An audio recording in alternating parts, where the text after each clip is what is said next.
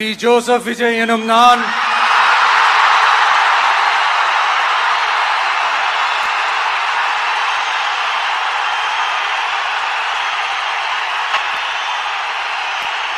சட்டப்படி அமைக்கப்பெற்ற இந்திய அரசியல் அமைப்பின்பால் உண்மையான நம்பிக்கையும் மாறா பற்றும் கொண்டிருப்பேன் என்றும் இந்திய நாட்டின் ஒப்பில்லாத முழு முதல் ஆட்சியையும் ஒருமையையும் நிலை நிறுத்துவேன் என்றும் தமிழ்நாட்டு அரசின் முதலமைச்சராக உண்மையாகவும் உளச்சான்றின்படியும் என் கடமைகளை நிறைவேற்றுவேன் என்றும் அரசியல் அமைப்பிற்கும் சட்டத்திற்கும் இணங்க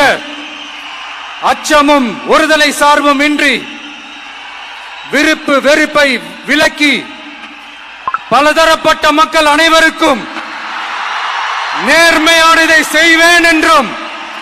ஆண்டவன் மீது ஆணையிட்டு உறுதிமொழிகிறேன்.